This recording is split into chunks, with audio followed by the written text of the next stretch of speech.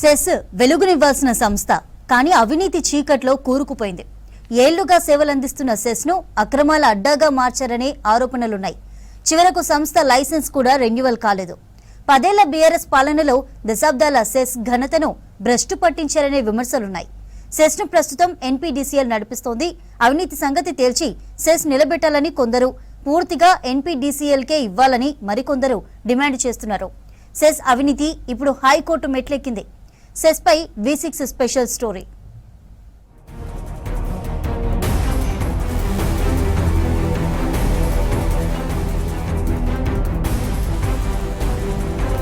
అక్రమాలు, అవినీతి, బోగస్ కనెక్షన్లు, బకాయిలు, ఇష్టానుసారం ఖర్చులు, అక్రమ నియామకాలతో సిరిసిల్ల సెస్ ఆగమైతోంది.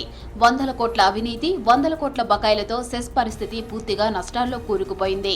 ఒక కేటగిరీ కింద కనెక్షన్లు ఇచ్చి తక్కువ కేటగిరీ కింద బిల్స్ వసూలు చేశారనే ఆరోపణలు కూడా ఉన్నాయి. పాలకవర్గం తీరుతో లక్షల మంది వినియోగదారులకు సిరిసిల్ల సెస్ దూరం అవుతోంది. అవినీతి ఆరోపణలతో సంస్థ లైసెన్స్ కూడా రెన్యువల్ చేయలేదు రాష్ట్ర ప్రభుత్వం.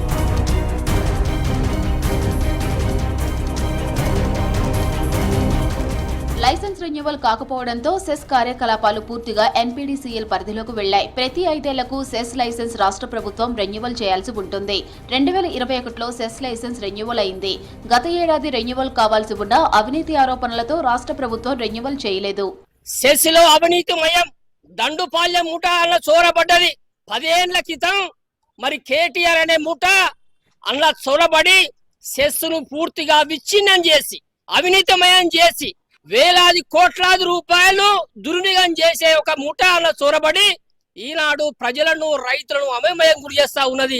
అయ్యా, అది అలాంటి నాయకులను అవినీతి బయట పెట్టద్దా? ప్రజలకు జవాబుదారని చెప్పద్దా? అంతటి ఎంత వారైనప్పటికీ తప్పకుండా న్యాయ వ్యవస్థపై నమ్మకం ఉన్నది. సెస్ ను ఒక రాజకీయ క్రీడగా మార్చిన వ్యక్తి కేటీ రామారావు. సెస్ ఎలక్షన్లలో వివిధ పార్టీకి చెందిన వ్యక్తులు పోటీ చేసే క్రమంలో అధికారులు ప్రజాస్వామ్యబద్ధంగా గెలిచడం ప్రకటించినా కానీ అధికారాన్ని అడ్డుపెట్టుకొని అధికార దుర్వినియోగం చేసి వాళ్లకు సంబంధించిన వ్యక్తులు గెలిచినట్టు వాళ్ళు నిర్ణయాలు తీసుకొని ఈ పాలక మండలిలో ఉండేటట్టు ప్రయత్నం చేసిండ్రు. సహకార విద్యుత్ సంస్థ ఎన్నికల్లో భాగంగా దానిపైన జెండా ఎగిరేసామని చెప్పి వీళ్ళు ప్రచారం చేసుకోవడం, ఇన్ని సంవత్సరాలకెళ్ళి మంచి పేరుతో వస్తున్న సంస్థను వీళ్ళకి అధికారంలోకి వచ్చిన తర్వాత దాన్ని అవినీతిమయం చేసిండ్రు. బీఆర్ఎస్ హయాంలో పెద్ద ఎత్తున అవినీతి జరిగినట్టు ఆరోపణలు ఉన్నాయి. 2006లో చిక్కాల రామారావు సెస్ చైర్మన్ గా ఉన్నప్పుడే కోట్లాది రూపాయల స్కామ్ జరిగినట్లు అప్పట్లో వార్తలొచ్చాయి. 2022లో చిక్కాల రామారావు సెస్ చైర్మన్ గా తిరిగి ఎన్నికయ్యారు. 2023 నవంబర్ 12న సెస్ లో అగ్ని ప్రమాదం జరిగింది. సెస్ లో కంప్యూటర్ గదిలో విద్యుత్ కొనుగోలు డాక్యుమెంట్స్, ఇతర విలువైన సమాచారం మొత్తం కాలి బూడిదైంది. అగ్ని ప్రమాదంపై ఇప్పటి వరకు విచారణ తేలలేదు. ఎన్పీడీసీఎల్ వస్తే ఫిబ్రవరి 13వ తారీఖున రైతు డివిజన్ అనేది ఏర్పాటు చేసారు, రైతు డిస్కమ్ అనేది ఏర్పాటు చేసారు. దాని ద్వారా ఒక రైతు అప్లై చేసుకుంటే హార్స్ పవర్కు 1000 రూపాయలు, అట్లా ఎన్ని హార్స్ పవర్లు ఉంటే దానికి అంత అమౌంట్ చెల్లించడం. అట్లే వినియోగదారునికి ఇంటికి కానీ ఇండస్ట్రీకి కానీ ఇంకా అప్లై చేసుకుంటే దానికి కిలోవాట్కి 500 రూపాయలు మాత్రం చెల్లించే అవకాశం వచ్చింది. మొన్న ఈఆర్సీలో ఇంకొక మేలు ఏం జరిగిందంటే రైతుకు 5 లక్షలు చనిపోతే, కరెంట్ షాక్ అయి చనిపోతే ఇచ్చేది. ఇప్పుడు మేము 10 లక్షలు డిమాండ్ చేయడం జరిగింది. దానికి 8 లక్షల రూపాయలు కూడా ఇవ్వడానికి ఈఆర్సీ ఒప్పుకోవడం జరిగింది. ఈ కొత్తగా ఎన్పీడీసీఎల్లో వచ్చినటువంటి నూతన విద్యుత్ సంస్కరణల వల్ల వచ్చేటువంటి లాభము రైతులకు కావచ్చు, వినియోగదారులకు కావచ్చు, అనేకమైన ఇతరుల సిరిసిల్ల కోఆపరేటివ్ వ్యవస్థకి విముక్తి పొందడం జరిగింది. బీఆర్ఎస్ 10 ఏళ్ల పాలనలో సెస్ ను ఆగం పట్టించారనే విమర్శలు ఉన్నాయి. గులాబీ లీడర్ల తీరుతో సంస్థ పరువు పోయిందంటున్నారు స్థానికులు. పార్టీలో, ప్రభుత్వంలో కేటీఆర్ కీలకంగా ఉండటం, స్థానిక ఎమ్మెల్యే కూడా ఆయనే కావడంతో బీఆర్ఎస్ లీడర్లు చెప్పిందే మాట, ఆడిందే ఆటగా మారినట్టు ఆరోపణలు ఉన్నాయి. సెస్ నిర్వహణ గాలి కొదిలేసి రాజకీయ వేదికగా మార్చారనే ఆరోపణలు ఉన్నాయి. 2022 సెస్ ఎన్నికలప్పుడు బీఆర్ఎస్ అక్రమంగా గెలిచినట్టు విమర్శలు ఉన్నాయి. బీజేపీ, కాంగ్రెస్ డైరెక్టర్లు కొంతమంది గెలిచినా రీకౌంటింగ్ లో బీఆర్ఎస్ డైరెక్టర్లు గెలిచినట్టు ప్రకటించుకున్నారనే ఆరోపణలు ఉన్నాయి. సెస్ ఎన్నికల్లో అవినీతి అప్పట్లో సంచలనంగా మారాయి. గత 2 దశాబ్దాలుగా సెస్ ఆఫీసులో బీఆర్ఎస్ పార్టీ పాలక వర్గం ఎన్నో అవినీతి అక్రమాలను చేసిందని చెప్పి చాలా ఆరోపణలు వచ్చాయి. అందులో ఉన్నటువంటి ప్రస్తుత చైర్మన్ చిక్కాల రామారావు గారు గతంలోనే 100 కోట్ల అవినీతి చేసినట్టు ఆయన మీద ఆరోపణలు వచ్చినాయి. ఈ చిక్కాల రామారావు అనే వ్యక్తి ₹1,00,000 నెలకు ₹1,00,000 వరకు జీతం తీసుకుంటూ ఆయన కార్ అలవెన్స్ వివిధ అలవెన్స్ల ద్వారా సెస్ అనే సంస్థకు తీవ్ర నష్టం చేస్తున్నట్లు మనకు కనబడతా ఉంది. పూర్తిగా తన ఆధీనంలోకి తన ఎన్పిడిసిఎల్ విలీనం చేసుకుంటే సెస్లో ఉన్నటువంటి నష్టాలు తగ్గి వినియోగదారులకు లాభాలు చేకూర్చే అవకాశం ఉంటుంది. అలాగే వినియోగదారులకు నాణ్యమైన విద్యుత్ అందించే అవకాశం ఉంటుంది. విద్యుత్ సరఫరా సంఘం సెస్ అప్పుడు స్థాపించిన ఉద్దేశం బాగానే ఉంది. అప్పుడు పరిస్థితులు కూడా ఇప్పుడు పూర్తిగా అవినీతి అక్రమాల్లో కూరుకుపోయింది.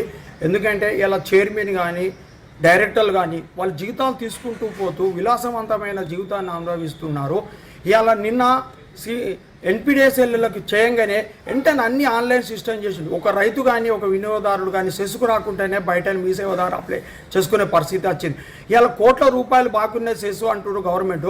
10 సంవత్సరాలు బీఆర్ఎస్ ప్రభుత్వం చేసింది. అప్పుడు ఎందుకు తీసుకెళ్లేదు, ఎందుకు కట్టలేదు? రేవంత్ రెడ్డి గారు దీన్ని పూర్తిపైన అవగాహన చేసి దీన్ని ఏ విధంగా బాగుపరచాలనే ఉద్దేశంతో ఇది ఎప్పుడో కలిపితే సెస్ను విలీనం చేస్తే బాగుండేది. కేవలం రాజకీయ పునరావాసంగా అయింది. అప్పుడు కేటీఆర్ గారు మంత్రిగా ఉన్నప్పుడు దీని మీద ఉన్న డ్యూలన్నీ చేస్తే బాగుండేది కదా.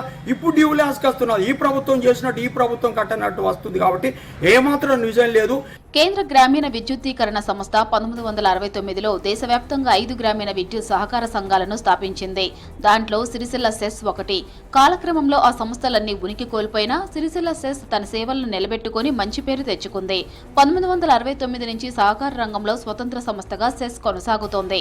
వరంగల్ ఎన్పిడిసిఎల్ నుంచి విద్యుత్ కొనుగోలు చేసి రాజన్న సిరిసిల్ల జిల్లాతో పాటు సిరిసిల్ల, వేములవాడ పట్టణాలతో పాటు కొడిమ్యాల మండలంలోని 2 గ్రామాలకు 5 దశాబ్దాలుగా సేవలందిస్తోంది. రాజన్న సిరిసిల్ల జిల్లాలోని మండలాలతో పాటు జిల్లాలో వ్యవసాయ అభివృద్ధి, వస్త్రోత్పత్తి రంగ అభివృద్ధికి సెస్ బాటలు వేసింది. అడిగిన వెంటనే కరెంటు కనెక్షన్లు, ట్రాన్స్ఫార్మర్ కాలిపోతే 24 గంటల్లో రిపేర్ చేయడం సెస్ స్పెషాలిటీ. కస్టమర్లు కూడా కరెంటు బిల్లులు చెల్లించి సంస్థ అభివృద్ధికి సహకరిస్తున్నారు. ఇంతటి ప్రతిష్టాత్మకను సొంతం చేసుకున్న సెస్ చుట్టూ కొన్నేళ్లుగా చీకట్లు కమ్ముకున్నాయి. అవినీతి ఆరోపణలు, రాజకీయాలతో సెస్ మనుగడకే ఎసరు వచ్చింది. అప్పుడు ఈ పవరు సెస్ పరిధిలో వినియోగదారులకు అందించే పవరును ఏదైతే స్వయాప్తాగా ఒక ఉత్పత్తి చేసుకునేటువంటి కోణంలో సెస్ ఆలోచించాలి, పాలక మండలి ఆలోచించాలి. అయితే ఇప్పుడు కేవలం అప్పటి నుండి ఈ ట్రాన్స్కో ద్వారా కొనుగోలు చేసి వినియోగదారులకు అమ్మడం, ఈ మధ్యనే దీన్ని ఇటు అటు హోల్సేల్ కొనడం, ఇటు అమ్మడం, దీనివల్ల ఇప్పుడు మా మెయింటెనెన్స్కు తర్వాత ఇప్పుడు ఏదైతే పాలక మండలి ఉన్నదో సక్రమ పద్ధతిలో నిర్వహించక, అంటే మెటీరియల్ కొనుగోలు చేయడం కానీ, ఉన్న ఆస్తులు దుర్వినియోగం అవ్వడం కానీ, డిస్మెంటల్ చేసినటువంటి మెటీరియల్ కూడా వాళ్ళు అమ్ముకొని సెస్కు పూర్తిగా నష్టాల బాటలో తోసేసారు. అయితే ఏంది కదంటే ఎప్పుడైతే ఏ సంస్థకైతే స్వయంగా ఉత్పత్తి చేసుకొని స్వతహాగా అది నడుపుకునే పరిస్థితుల్లో లాభాల బాట పడవచ్చు. సిరిసిల్ల సహకార విద్యుత్ సరఫరా సంస్థలో ఇంటి మీటర్లు 1,74,598, కమర్షియల్ మీటర్లు 22,283, ఇండస్ట్రియల్ మీటర్లు 1,497, పవర్ లూమ్ మీటర్లు 3,479, వ్యవసాయ మీటర్లు 80,888, స్ట్రీట్ లైట్ మీటర్లు 1,409, నీటి సరఫరా మీటర్లు 1,869. మొత్తం సిరిసిల్ల సెల్ పరిధిలో 2,87,375 కనెక్షన్లు ఉన్నాయి. మొత్తం 3,86,000 మంది వినియోగదారులు ఉన్నారు. సెస్ అనేది మనందరికి కావాల్సినప్పుడు అప్పుడు మనకు కావాలని తెచ్చుకున్నాం. టీఆర్ఎస్ ప్రభుత్వం ఉన్నప్పుడు పూర్తి అన్యాయం చేసి ఇప్పుడు నేను చేసిన అది చేసిన ఇది చేసిన కాదు. అప్పుడున్న సెస్ చైర్మన్ 32 కోట్లు లాస్ చేసిండు. ఏం చేశారు మీరు? మళ్ళీ ఆయన తీసుకొచ్చి చైర్మన్గా పెట్టారు. అదే ఇప్పుడు లాస్. కాబట్టి ఇప్పటికైనా మీరందరూ ఆలోచించి సెస్ దాంట్లో కలిస్తేనే మంచిది, విలీనం చేయాలి, తప్పకుండా చేయాలి. ఎందుకు అంటే మనకు మీటర్లు ఆన్లైన్ అయినాయి, ప్రతిదీ ఆన్లైన్ చేసి పెట్టిండు మన సీఈఓ గారు. లైసెన్స్ రెన్యువల్ కాకపోవడంతో సిరిసిల్ల సెస్ను స్వాధీనం చేసుకున్నారు NPDCL CMD Karnati Varun Reddy. CESS కార్యాలయంలో ఆఫీసర్లతో రివ్యూ చేశారు. వేసవిలో కరెంటు డిమాండ్ ఉంటుందని ఆఫీసర్లు సిద్ధంగా ఉండాలన్నారు సీఎండీ. 24 గంటలు మానిటర్ చేసేలా కంట్రోల్ రూమ్ ఏర్పాటు చేయాలన్నారు. సెస్ పరిధిలోని విద్యుత్ వినియోగదారులు ఎలాంటి ఆందోళనకు గురి కావద్దన్నారు సీఎండీ. గవర్నమెంట్ ఒక డెసిషన్ ప్రకారం సెస్కి డిస్ట్రిబ్యూషన్ లైసెన్స్ అనేది ఎక్స్టెన్షన్ అది డెసిషన్ ప్రకారం దాని ప్రకారం టీజీఆర్సీ వాళ్ళు ఆదేశాలు ఇవ్వడం జరుగుతుంది. టిల్ దెన్ ఇక్కడ విద్యుత్ వినియోగదారులు ఎవరుతున్నారో వాళ్ళందరూ కూడా ఎటువంటి ఇబ్బంది లేకుండా మనము సర్వీసెస్ ఇవ్వాలనే ఉద్దేశంతో ఇక్కడ మీటింగ్ పెట్టడం జరిగింది. ఇక్కడ ఉన్న జిల్లాలో ఉన్న కన్జ్యూమర్స్ అందరికీ కూడా యూనిఫామ్ సర్వీస్ లైన్ ఛార్జెస్ని అమలు చేయడం జరుగుతుంది. Especially uniform service line charges వల్ల ఎక్కువ లాభం అనేది రైతులు ఎక్కువ లాభపడతారు. ఇక్కడ ఆల్మోస్ట్ 3000 సర్వీసెస్ మనకి ఓఆర్సీ ఎక్కువ ఉంది, డిమాండ్ నోటీస్ ఎక్కువ ఉంది, అమౌంట్ కట్టలేక మనకి రైతుల దగ్గర నుంచి సర్వీసెస్ ఇవ్వకుండా పెండింగ్ ఎక్కువ ఉండడం జరిగింది. సో కన్జ్యూమర్స్కి సులువుగా వన్ టైం వాళ్ళు ఆన్లైన్లో పేమెంట్ చేస్తే వాళ్ళకి సర్వీస్ లైన్ కనెక్షన్స్ అనేది ఇవ్వడం జరుగుతుంది.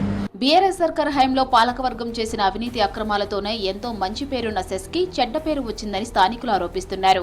సిరిసిల్ల సెస్సును పూర్తిగా మూసివేసి ఎన్పీడీసీఎల్లో విలీనం చేయాలని సిరిసిల్ల వ్యక్తి శ్రీనివాస్ హైకోర్టులో పిటిషన్ వేశారు. సెస్ సంస్థలో ఇన్నాళ్లు జరిగిన అవినీతి అక్రమాలపై చర్యలు తీసుకోవాలని కోరారు. సెస్సులో జరిగిన అక్రమాల సంగతి తేల్చాలని, మళ్లీ అవినీతి జరగకుండా చూడాలని ప్రభుత్వాన్ని కోరుతూనే సెస్ సంస్థను నిలబెట్టాలన్నారు కొంతమంది. సెస్ కార్యకలాపాలు పూర్తిగా ఎన్పీడీసీఎల్ పరిధిలోకి వెళ్తేనే బాగుందని మరికొందరు అభిప్రాయపడుతున్నారు.